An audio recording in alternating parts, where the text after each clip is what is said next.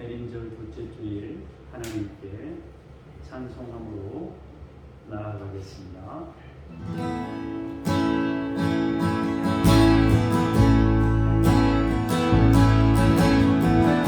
내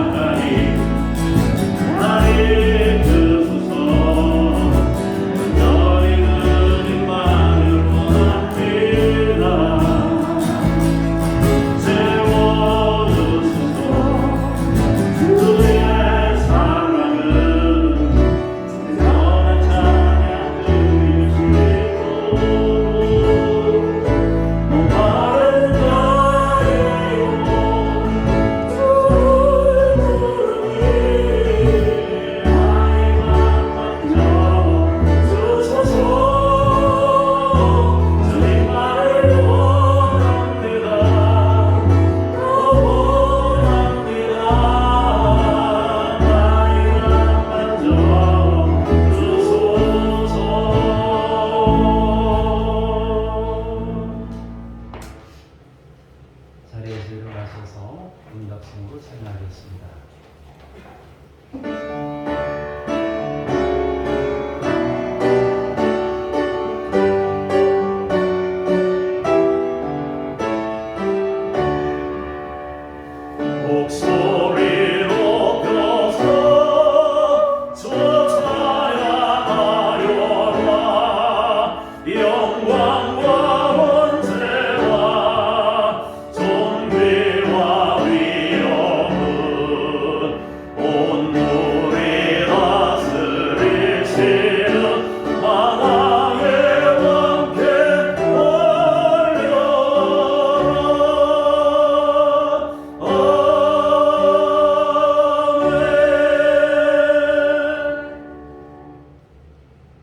오라 우리가 굽혀 경배하며 우리를 지으신 여호와 앞에 무릎을 꿇자. 그는 우리의 하나님이시요 우리는 그가 기르시는 백성이며 그의 손이 돌보시는 양이기 때문이라. 너희가 오늘 그의 음성을 듣거든 너희 마음을 완악하게 하지 말지어다. 우리의 목자 되시는 하나님께 왔습니다. 우리의 예배를 받으시고 우리를 주의 뜻으로 다스려 주옵소서. 주 예수 그리스도 이름으로 기도합니다. 아멘.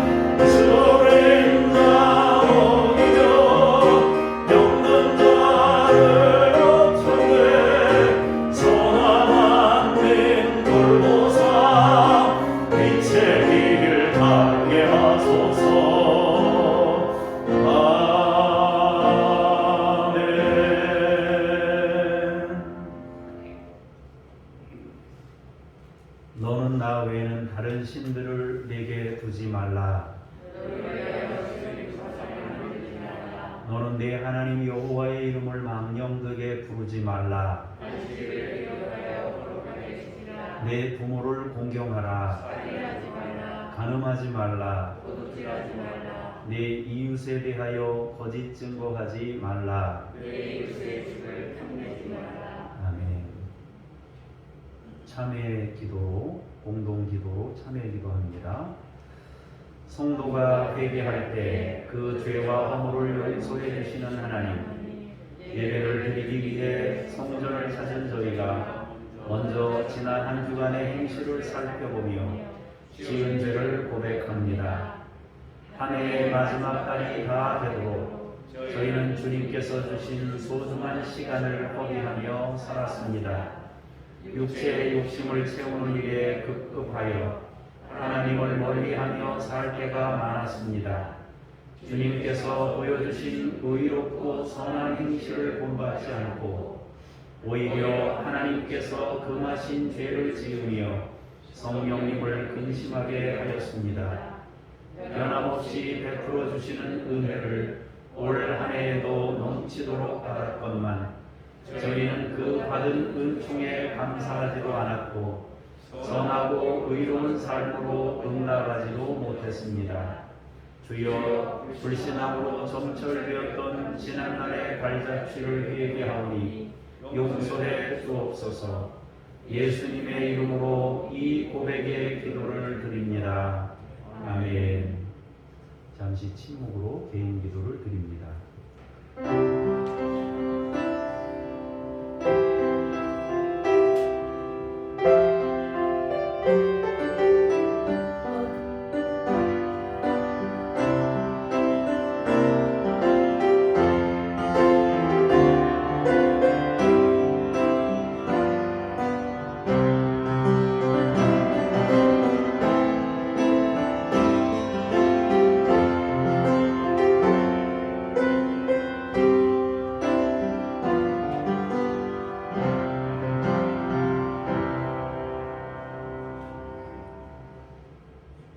내가 너의 허물을 빽빽한 구름같이 내 죄를 안개같이 없이 하였으니 너는 내게로 돌아오라. 내가 너를 구속하였음이니라. 아멘. 신앙 고백 드립니다. 나는 전능하신 아버지 하나님 천지의 창조주를 믿습니다. 나는 그의 유일하신 아들 우리 주 예수 그리스도를 믿습니다.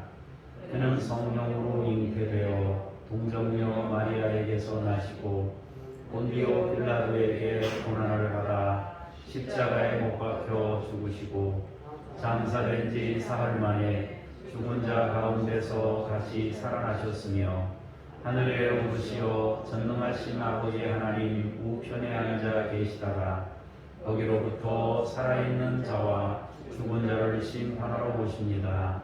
나는 성령을 믿으며 거룩한 공교회와 성도의 교제와 죄를 용서받는 것과 몸의 부활과 영생을 믿습니다.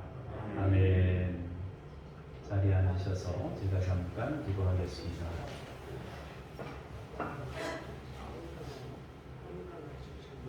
사랑과 은혜가 충만하신 하나님, 광야 같은 세상에서 허덕이며 방황하던 저희가 오늘 거룩한 주일을 맞이하여 주님 성전에 올라왔습니다. 우리의 지친 몸에 안식을 주시고 걱정과 근심에 쌓인 심령에 평안을 주옵소서. 생수와도 같은 은혜로운 말씀을 들을 때에 우리의 귀가 열려 하나님의 음성을 듣게 하시고 기쁨으로 찬송을 올릴 때에 찬양 중에 임하시는 하나님의 영광을 보게 하여 주옵소서. 말씀이 육신이 되어 이 땅에 오신 예수님을 기억하며 우리도 겸손한 마음으로 하나님께만 영광을 돌리게 하여 주옵소서. 개인적 고민을 가지고 이 예배에 참여한 분이 있거든 하나님의 영을 부으시며 하늘의 지혜를 부어주셔서 모든 것을 극복하고 감당하고 뛰어넘을 수 있도록 권능으로 역사하시옵소서. 이 시간 성령으로 임재하실 주님을 찬송하며 주 예수 그리스도 이름으로 기도합니다. 아멘.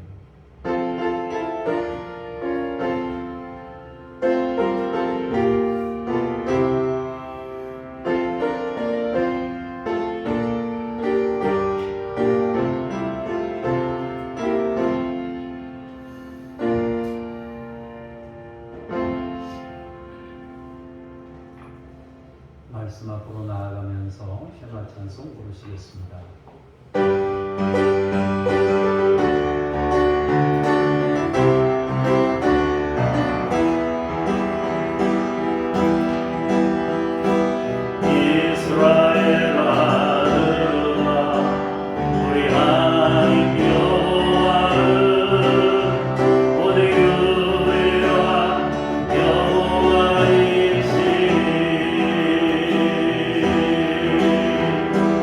Oh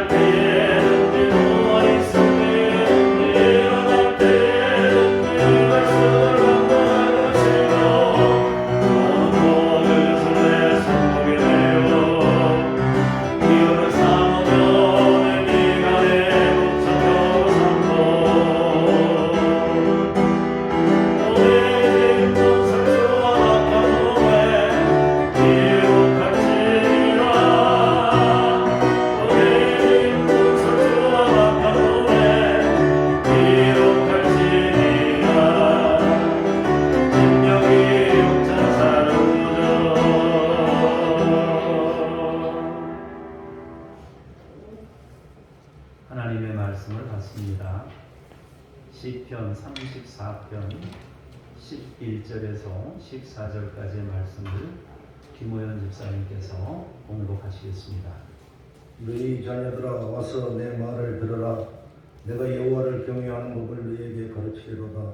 생명을 사모하고 연수를 사랑하여 복받기를 원하는 사람은 누구냐? 내 혀를 악에서 금하며 내 입술을 거짓말에서 금할지어다. 악을 버리고 선을 행하며 화평을 찾아 따를지어다. 아멘. 아멘. 주님께 감사합니다. 연이어서 15절에서 18절까지의 말씀을 홍순영 원사님께서 봉독하시겠습니다.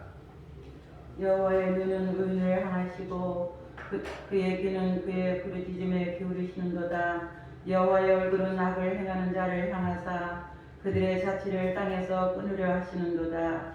의인이 부르짖음에 여호와께서 들으시고 그들의 모든 환난에서 건지셨도다.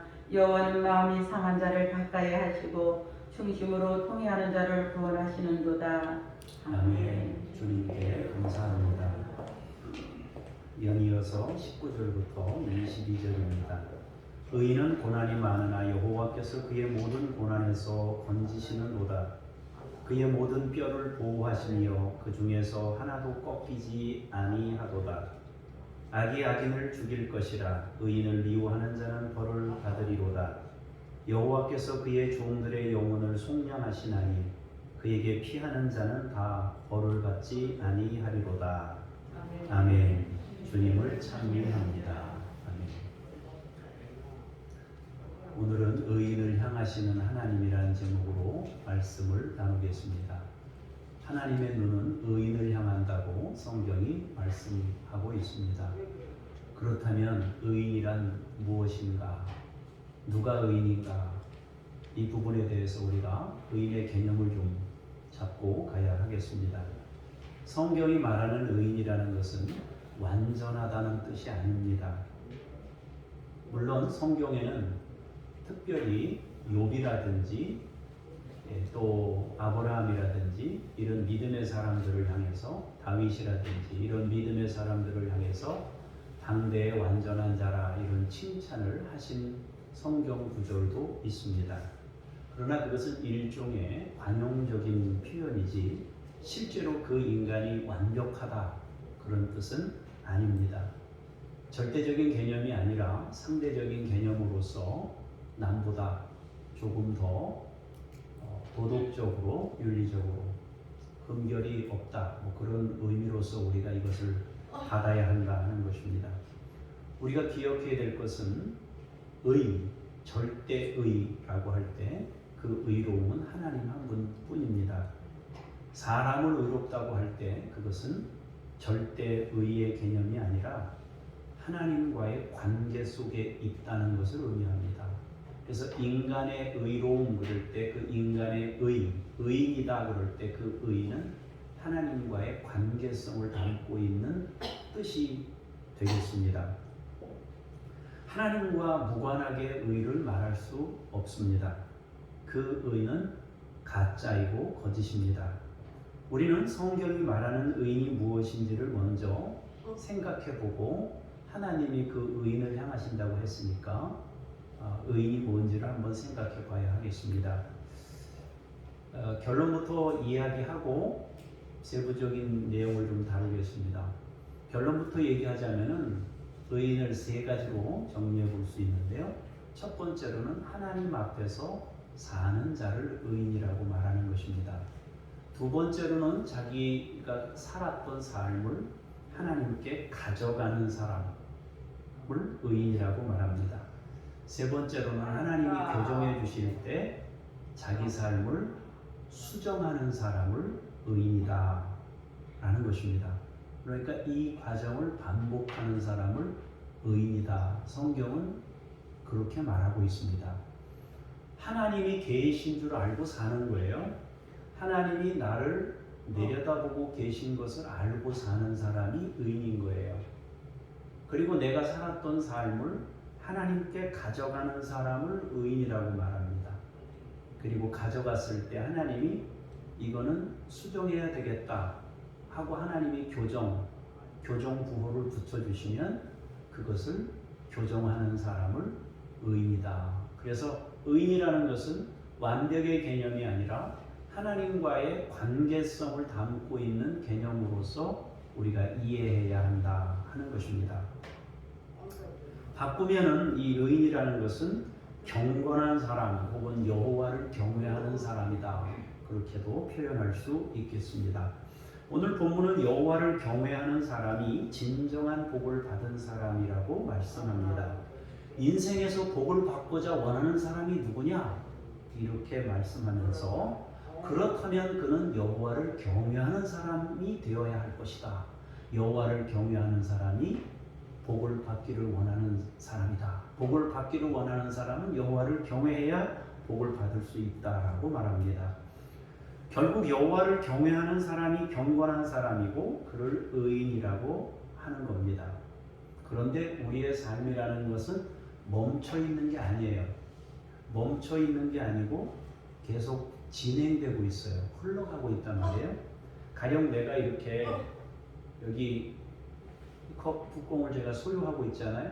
이걸 소유하고 주머니에 넣고 있으면 이 사람 소유한 사람이다 그럴 수 있는데 하나님도 물건이 아니고 우리도 물건이 아니고 우리도 살아있고 하나님도 살아계셔요. 그렇기 때문에 살아서 계속 활동하고 움직여요. 활동하고 움직인다는 것은 변화를 담고 있다는 것이거든요.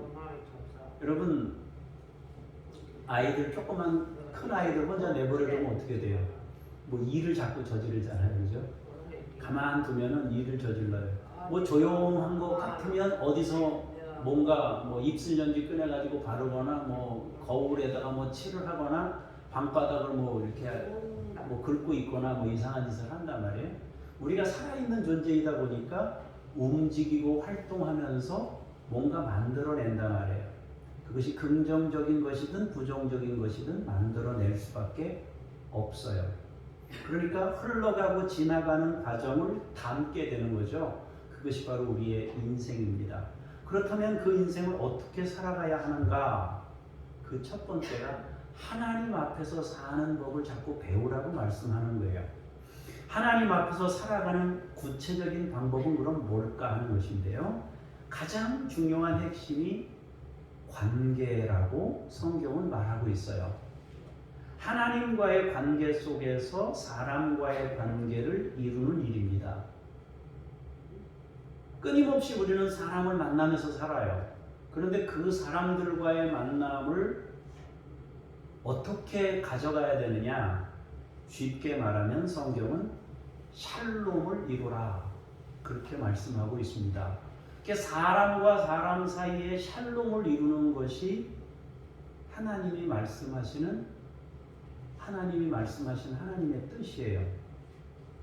그런데 하나님과의 관계 속에서 그렇게 할 수 있는 겁니다. 하나님이 지금 나를 보고 계신다라는 것을 인식한 사람이 그렇게 사람과의 관계를 아름답게 만들어 가는 거죠. 우리가 본문 14절에서 방금 읽었는데요. 악을 버리고 선을 행하며 화평을 찾고 따를지어다 그랬습니다. 하나님과의 관계를 바탕으로 사람과의 관계 속에서 샬롬을 이루라. 이 14절에 보면 동사가 4가지 나와요. 버리고 행하고 찾고 따라가라는 거죠. 그럼 뭘 따라가는 거냐? 뭘 찾고 뭘 따라가라는 거예요? 화평을 찾고 그걸 따르라는 거예요. 화평에 방해되는 것들은 버리고 샬롬을 이루기 위해서 살아가라 하는 거죠. 그것이 바로 우리가 살아가야 될 샬롬, 하나님의 뜻을 이루는 삶이다 하는 거예요. 이 샬롬을 이루어야 되는데 그렇다면은 어떻게 하면 우리가 샬롬을 이룰 수 있는가? 하나님 앞에서 살면서 다른 사람과의 관계를 샬롬으로 만들기 위해서 우리가 어떻게 살아야 되는가? 13절에 또 잘 설명되어 있어요. 뭐라고 되어 있나요? 내 혀를 악에서 금하며 내 입술을 거짓말에서 금할지어다. 자, 하나님 경외를 말하던 시인이 제일 먼저 한 말이 뭐예요? 혀와 입술에 대해서 금해라. 이걸 말했어요. 자, 사람의 행동을 크게 좌우하는 것 중에 사람의 행동에 영향을 주는 것이 크게 세 가지가 있어요. 물론 뭐 다른 것들도 있지만은 우리 몸에서 특별히 세 가지가 가장 크게 영향을 주는데요. 보는 것. 보는 것으로 사실은 우리의 정보의 70% 80%를 우리가 얻게 된다 그래요. 정보를. 자, 그 다음에 무엇으로 정보를 얻습니까? 듣는 것으로. 그래서 보고 듣는 것을 통해서 대부분의 정보를 우리가 습득하게 돼요. 물론 뭐 만지는 것이나 이렇게 촉각이나 이런 것들도 이 정보 습득에 도움이 되지만 거의 대부분은 보는 것, 거의 대부분은 듣는 것을 통해서 우리는 뭔가를 얻게 돼요. 행동에 영향을 미치는 거죠. 그리고 말하는 것을 통해서 또한 우리의 관심이 어디에 있는지를 또 알려줘요. 그래서 이 보고 듣고 말하기 이 세 가지는 우리 행동의 거의 전부에 해당합니다. 물론 부분적으로 다른 것들도 있지만 보고 듣고 말하는 것 이것이 굉장히 중요한 영향을 미친다는 거예요. 그런데 이 세 가지는요 통로예요. 일종의 통로인데요. 들어오는 통로고 나가는 통로입니다. 자, 그럼 들어오는 통로는 뭐겠어요? 보는 것을 통해서 들어오는 거죠. 듣는 것을 통해 우리에게 들어와요. 그럼 나가는 통로는 뭐겠어요? 말을 통해서 나간단 말이에요. 그러니까 우리는 보고 듣는 것을 통해서 크게 영향을 받을 수 있습니다. 그래서 우리는 보고 듣기를 할 때 선택을 잘해야 돼요. 아무거나 보고 아무거나 들으면 들어오는 통로로 그게 채워질 거 아니겠어요? 그죠? 우리의 내면에 나쁜 것을 받아들일 수 있어요. 보고 듣는 것은 채우는 과정이기 때문에 좋은 것들을 채우려면 잘 보고 잘 듣고 하는 것이 중요하다 하는 겁니다. 이건 확실한 뭐 과학적 근거가 있는 건지는 잘 모르겠습니다만은 많은 사람들이 그런 얘기를 해요. 문명이 발달하면서 사람들이 보는 것이 많아지는데 그 보는 것이 많아지는 것 중에 하나님이 지으신 만물, 피조세계 이런 것들을 많이 보기보다는 아이들이 어릴 때부터 이걸 제일 먼저 보잖아요. 그죠? 하나님이 지으신 생명력 있는 뭔가를 보는 게 아니라 이제 기계를 먼저 보면서 살아요. 아이들이 눈도 많이 나빠졌어요. 2살, 3살짜리도 부모가 이제 귀찮으니까 오다가 이걸 준단 말이에요. 그래서 그걸 많이 보고 아이들이 똑똑해졌어요. 굉장히 많이 똑똑해졌어요. 그런데 옛날보다 많이 사나워졌다고 그래요. 아이들이. 학교 선생님들도 아이들 키우기가 힘들다고 그러고 그러는데 어쨌든 이 보고 듣는 것이 우리를 형성하는 데 있어서 중요한 부분이기 때문에 우리는 선택하는 데 있어서 잘 선택해야 된단 말이에요. 그 다음에 이제 반대로 이제 나가는 통로가 말이잖아요. 근데 여러분 들어오는 거는 그냥 나를 형성하는 거니까 내가 다른 사람하고 아무런 관계를 안 맺고 살면은 뭐가 들어오든 상관이 없을 수도 있어요. 자기만 피해를 볼 테니까. 그러나 우리는 다른 사람과 어울려서 살아간단 말이에요. 그러다 보니까 내게 채워지는 통로를 통해서 채워진 게 있으면 반드시 나가는 통로를 통해서 다른 사람에게 영향을 주게 돼 있단 말이에요. 그 다른 사람과의 관계 속에서 영향을 긍정적이든 부정적이든 영향을 주는 게 바로 말이라는 거예요. 이것이 그만큼 큰 영향을 끼치기 때문에 오늘 성경은 하나님 앞에서 살면서 제일 주의해야 될 것이 다른 사람과의 관계에서 샬롬을 깨는 이 언어가 제일 중요하다. 그 얘기를 하고 있는 거예요. 그래서 우리가 하나님 앞에서 살아가고자 할 때 보고 듣는 것도 물론 중요하지만 보고 듣는 것은 이제 나를 형성하는 데 있어서 우리가 정말 선택적으로 해야 되지만 관계를 바르게 가져가기 위해서는 말하는 것을 주의해야 한다 하는 것입니다. 보고 듣는 것은 나에게 영향을 미치는 것이고 말하는 것은 상대방에게 영향을 미치는 거예요. 그러므로 우리는 바른 것을 채우려면 보고 듣기를 잘해야 하고요. 바른 관계를 만들려면 말하기를 잘해야 돼요. 그만큼 말이 중요하다. 그런데 성경은 좋은 말을 해라 그렇게 말씀하시지 않고 금해라 그랬어요. 말하기는 쉬운데 침묵하기는 어려워요. 말하면 속이 후련한데 침묵하면 속에서 불이 날 수도 있어요. 우리는 하나님 앞에서 살아야 됩니다. 그런데 하나님 앞에 살면서 보고 듣기 잘하고 좋은 것 보고 좋은 것 듣고 그래 좋은 걸 채워요. 그리고 말할 때는 특히 조심해서 상대방에게 악이 되지 않도록 주의해야 한다라고 말합니다. 성경은 하나님을 경외하는 사람, 누가 복받기를 원하는 사람이냐? 하나님을 경외하는 사람이다 그러면서 금해라 이걸 먼저 말씀하셨어요. 그러니까 하나님 앞에 살면서 중요한 것 중에 하나가 침묵하는 거예요. 우리의 말을 금하는 것입니다. 그래서 말을 금하라고 먼저 말씀하시는 것은 큰 의미가 있다 하겠습니다. 선과 악을 결정하는 데 있어서 말의 영향력은 거의 절대적인 것이라 하겠습니다. 그래서 여러분들 말씀하실 때 늘 주의하시고 하나님 앞에서 조심해서 여러분 언어를 사용할 수 있기를 바랍니다. 그리고 여러분 내면에 풍성하고 긍정적인 샬롬의 그런 재료가 여러분들 안에 채워질 수 있도록 좋은 것을 보고 좋은 것을 듣는 그런 분들이 되시기를 바랍니다. 의인이 누구냐? 하나님 앞에서 사는 사람이 의인입니다. 하나님 앞에서 사는 것이 경건입니다. 그것이 여호와를 경외하는 것입니다.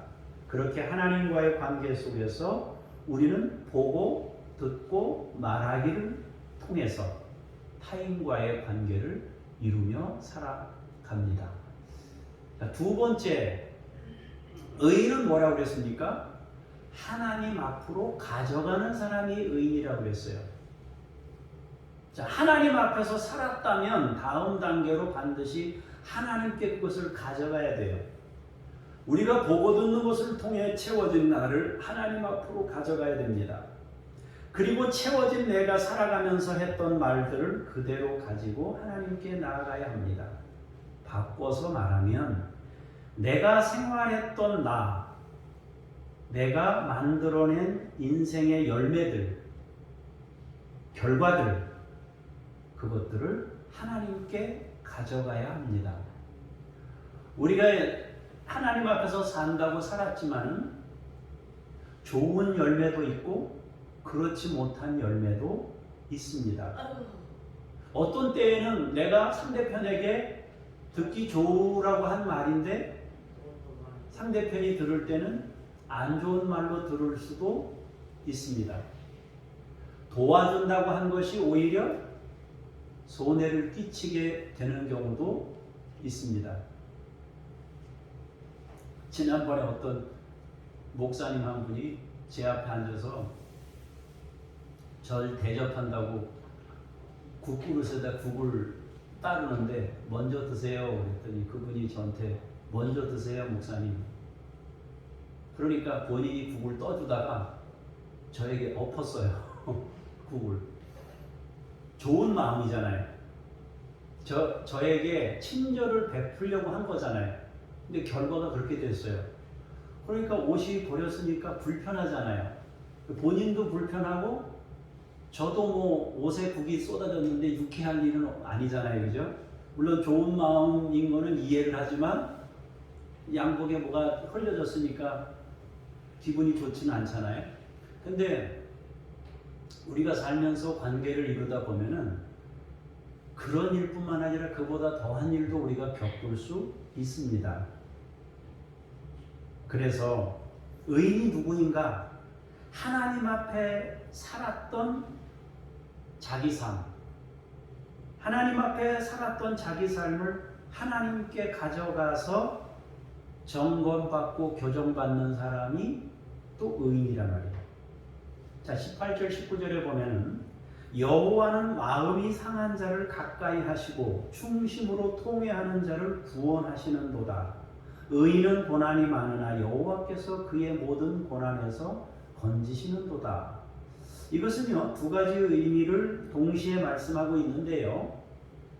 자, 의인의 고난과 마음이 상하는 삶을 말씀하셔요. 그런데 또 충심으로 통회하는 자를 구원하신다라고 말씀하셔요. 이건 어떤 면에서 상반된 개념인데요. 하나님 앞에 사는 자는 고난이 있고 마음이 상하는 일을 겪게 된다라는 겁니다. 거룩한 삶을 살아갈 때에 오게 되는 삶의 수고가 있다는 것입니다. 모두가 정상적이지 않은 삶을 살아갈 때 나는 정상적인 삶을 살아가려고 하면은 부딪히게 된단 말이에요. 거짓된 세상에서 참을 행하며 사는 일은 얼마나 어려운 일인가요? 그래서 고난이 있고 마음이 상하는 일이 생길 수 있다는 거예요. 그러면 아프잖아요. 잘 살라고 했는데 그 잘 사는 것이 사람들로부터 도전을 받잖아요. 예수님은 십자가 지려고 이 땅에 오셨는데 얼마나 예수님을 죽이려고 사람들이 그랬습니까? 왜 예수님을 죽이려고 했습니까? 예수님께서 기득권을 내려놓고 섬기는 삶을 사니까 기득권을 쥐고 있던 사람들이 예수님의 가르침대로 따라가면 자기 거 다 버려야 돼요. 그렇게 예수님이 가르치는 걸 계속 놔두다가는 자기들이 가지고 있는 이 권위들을 다 내려놔야 되니까 안 돼요. 그러니까 예수님을 제거해야 돼요. 그래야 자기들이 그 기득권을 계속 유지할 수가 있는 겁니다. 그래서 예수님을 죽이려고 했어요. 자, 하나님 앞에서 살고자 하는 사람은 선을 따르려고 하지 않겠습니까? 그러다 보니까 사람들로부터 도전을 받아요. 그 도전을 받을 때 겪었던 일들을 하나님께 가져가는 사람을 의인이라고 말하는 것입니다. 또 두 번째는 뭐라고 그랬어요? 충심으로 통회하는 자를 구원하신다라고 말합니다.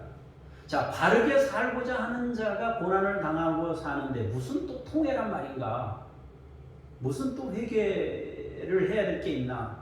이미 위에서 말씀드린 대로 우리의 의로움은 상대적이라고 그랬어요. 절대적이 아니라고 그랬어요.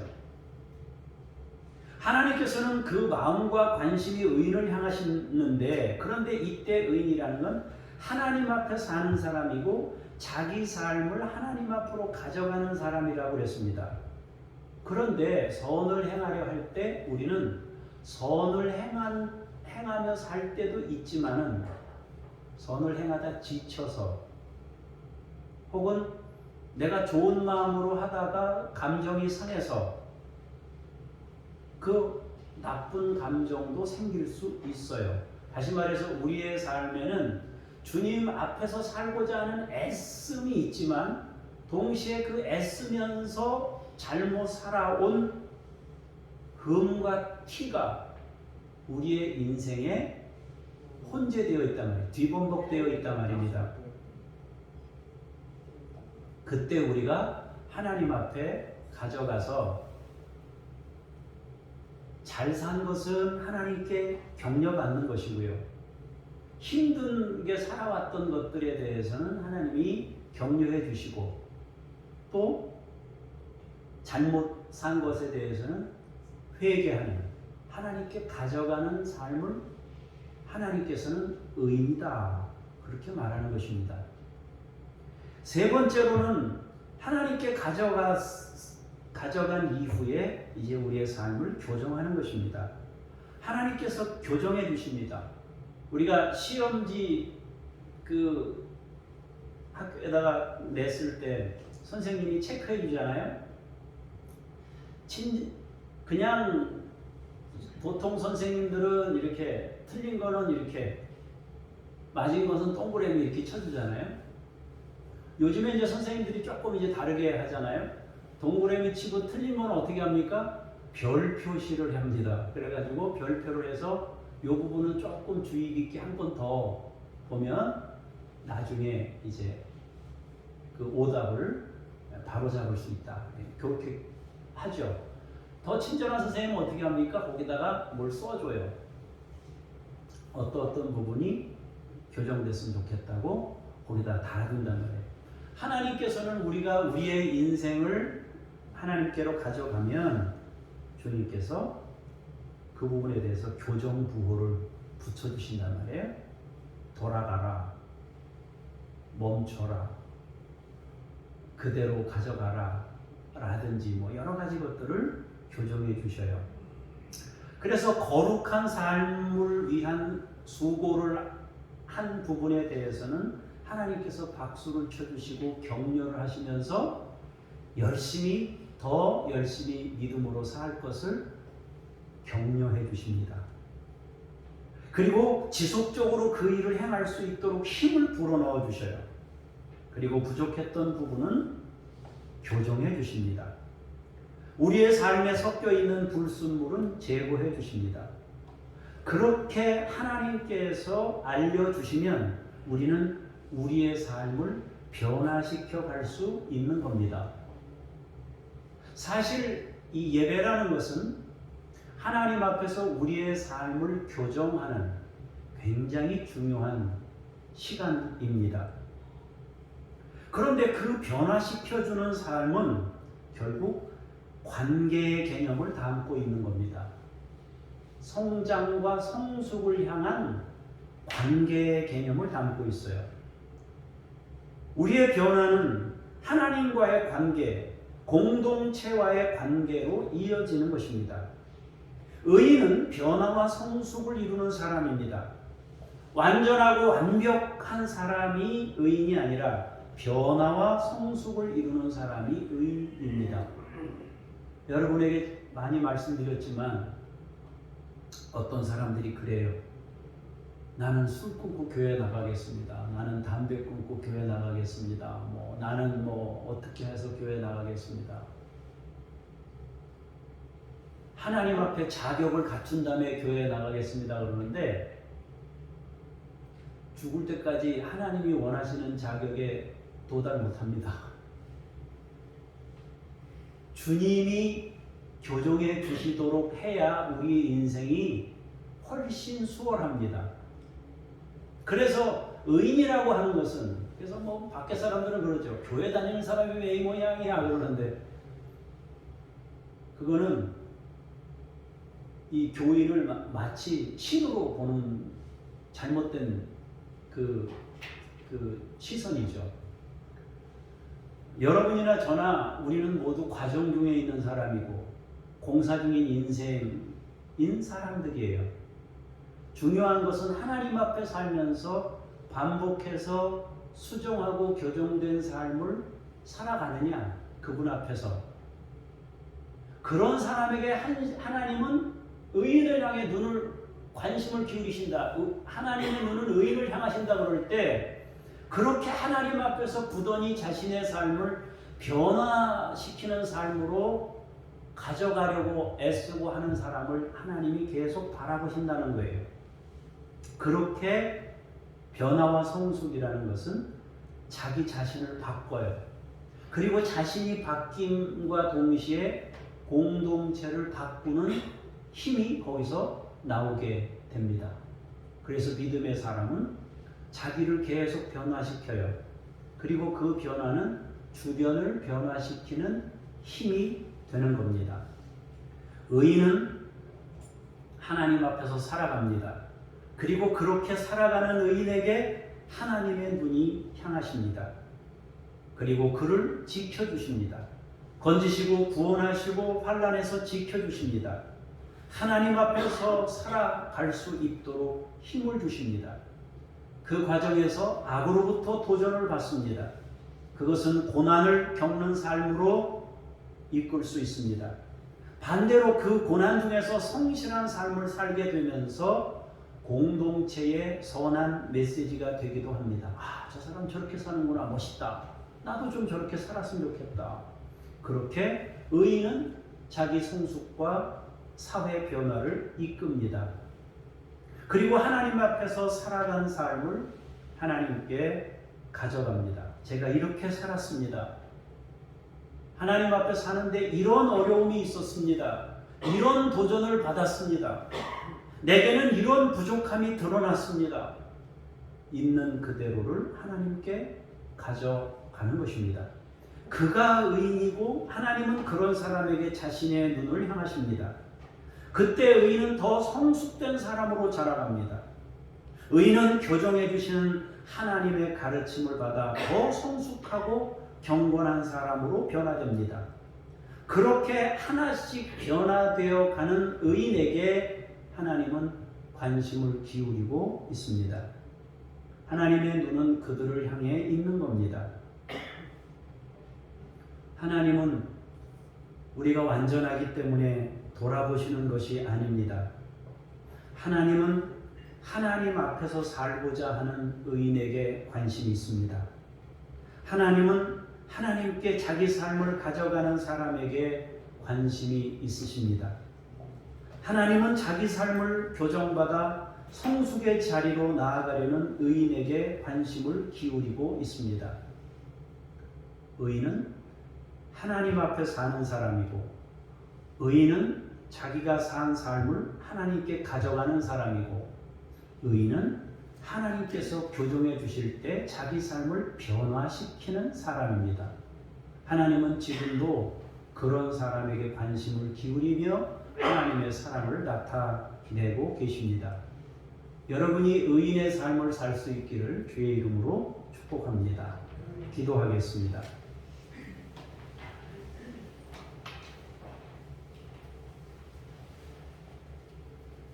무엇이 옳은 삶인지 하나님께 여쭙고 하나님 앞에 살고자 애쓰는 저희들이 되게 하옵소서.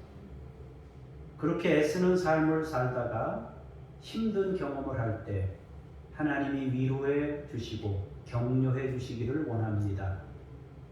우리가 살면서 실수하거나 실패했던 것들을 하나님께 가져나갈 때 주님께서 어루만지시고 치유하시며 다시금 일어서서 주의 선한 뜻을 이룰 용기를 갖도록 주께서 우리에게 은총을 베푸시옵소서. 고칠 것을 고쳐주시고 수정하시고 치유하셔서 우리의 삶을 변화되는 삶으로 살아가도록 하나님이여 하늘의 권능과 능력을 우리에게 더입혀 주시옵소서.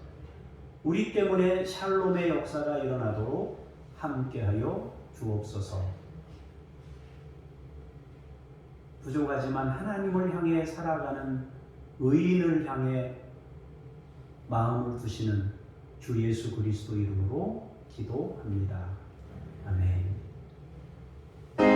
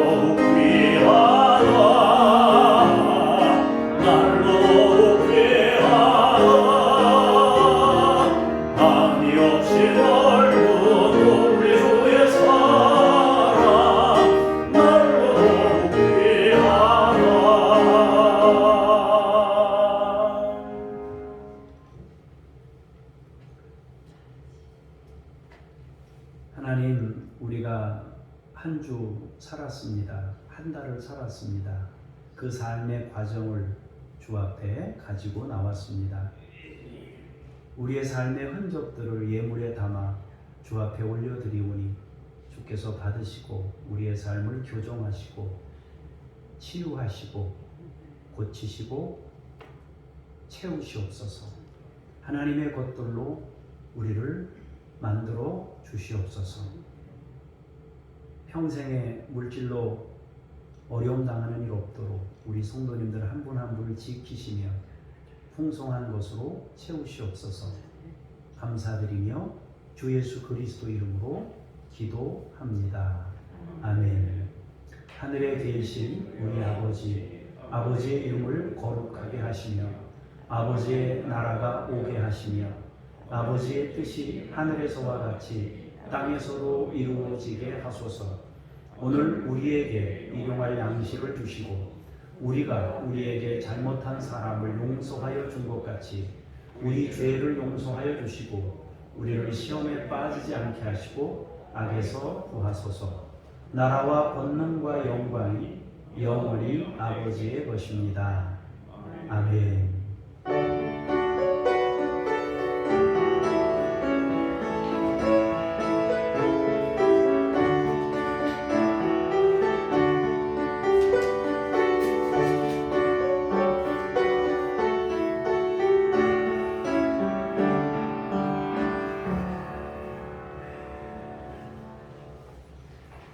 중보기도 내용을 보겠습니다.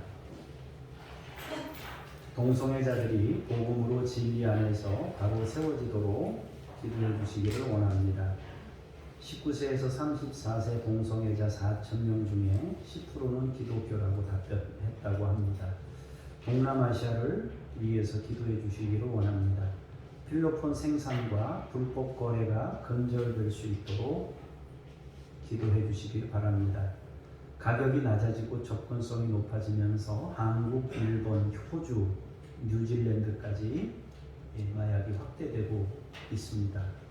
위에서 기도해 주시기를 바랍니다. 이번 주 대강절 둘째 주일입니다. 이번 주 금요일에 노예임원회로 우리 교회에서 모이게 됩니다. 필리핀 선교지 답사 신청하시기를 바랍니다. 수요일까지 내년 3월 말경에 가려고 하는데 가실 분들은 신청해 주시기를 바랍니다. 기간 한 4박 5일이나 어쨌든 금요일쯤 올 생각입니다. 주일날 갈지 월요일 갈지는 조금 고민해 보려고 하는데 신청하실 분들은 신청해 주시기 바랍니다.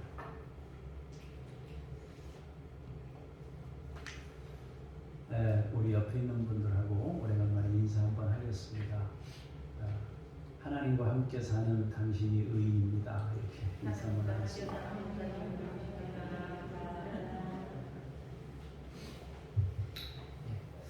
여러분 모두 의인의 삶을 살 수 있기를 원합니다. 제가 기도 한번 하겠습니다. 교우들이 함께 마음을 모아 중보 기도를 한 마음으로 드립니다. 우리나라 동성애자들이 복음으로 진리 안에서 바로 세워지도록 치유받아 건강한 삶을 살도록 함께해 주옵소서. 하나님, 잘못된 가치가 세워지지 않도록 주께서 지켜주시고 또 고통당하는 사람들을 하나님께서 치유하셔서 건강을 유지하게 하옵소서. 동남아시아를 위해서 기도합니다. 필로폰 생산과 불법 거래가 근절될 수 있게 하사 퍼져가고 있는 한국, 일본, 호주, 뉴질랜드까지 확대되고 있는 것들을 주께서 막으시고 그 공급책과 그 흐름과 그 통로들이 차단되고 막힐 수 있도록 주께서 능력으로 함께 하시고 그 통로들을 끊으시옵소서. 하나님 아버지, 장준혁, 북한 어린이들, 야바, 임마누엘 주께서 함께 하시고 역사하사 이들을 친히 양육하시고 주의 거룩한 자녀들로 성장시켜 주시옵소서. 하나님, 김요엘 선교사님, 이동식 서명숙 선교사님, 김수연, 김명숙 선교사님, 천 애슐리 선교사님에게 함께 하시고 이들 삶 가운데 역사하시고 은혜로운 사역이 지속되도록 함께 해 주옵소서. 이웃 아저씨 아줌마로부터 보고된 내용을 위해 기도합니다. 하나님, 주께서 이들의 안전을 지키시고 사역이 잘 진행될 수 있도록 도우시옵소서. 곁에서 감옥에 갇힌 소식을 듣게 되어 두려운 마음도 있습니다. 하나님께서 우리 선교사님 두 네 분이 그런 환경 가운데서 또 잘 극복하고 이기고 승리하도록 힘주시고 함께 해 주옵소서. 그리고 갇혀있는 그 목사님 부부가 하루속히 원인을 알 수 없지만 풀려나서 또 건강한 삶을 살 수 있도록 주께서 인도하시고 은혜 베푸시옵소서. 지금까지도 지켜주신 하나님께서 앞으로의 삶도 지켜주시고 또 이웃 아저씨 아줌마 두 목사님 네 분이 하나님의 축복 가운데 그 사역을 잘 감당하고 이 추위에도 잘 극복하고 이길 수 있도록 주께서 도와주시고 함께하여 주시옵소서. 하나님 아버지, 우리 교우들을 주의 이름으로 축복합니다. 하나님, 추운 겨울에 몽상하지 않도록 지켜주시고 생활 속에 하나님께서 복을 주시고 가정에 평강을 더하시며 자녀들이 우리의 믿음의 대를 잇도록 주께서 은총 베푸시옵소서. 우리보다 더 큰 하나님의 사역자가 되고 우리보다 더 위대한 하나님의 일들을 이루는 사람들이 되도록 믿음을 더하시고 주여 충만한 주의 사람들로 세워주옵소서. 어느 위치에 있든지 그 자리를 통해서 하나님의 영광을 드러낼 수 있도록 우리의 자녀들 가운데 함께 해주시고 길을 열어 주시옵소서. 일주일 동안도 믿음으로 승리케 하실 주님을 찬송하며 주 예수 그리스도 이름으로 기도합니다. 아멘. 자리에서 일어나셔서 찬송 부르며 성령님과 동행하겠습니다.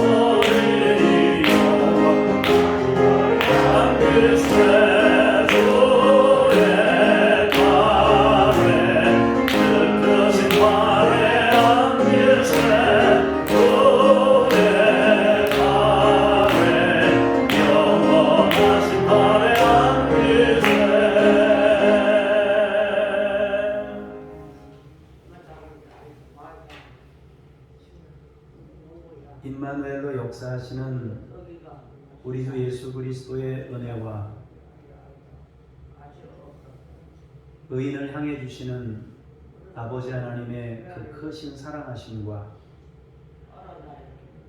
성령님의 놀라우신 역사하심이 오늘 말씀을 통하여 하나님 앞에서 살고 하나님 앞으로 가져가고 하나님이 교정해 주실 때 삶을 수정하여 주의 뜻을 아름답게 이루어가며 샬롬을 이루기를 원하며 돌아가는 하나님의 사람들 머리머리 위에 교회 위에 이제로부터 영원까지 함께 하시기를 간절히 축원하옵나이다.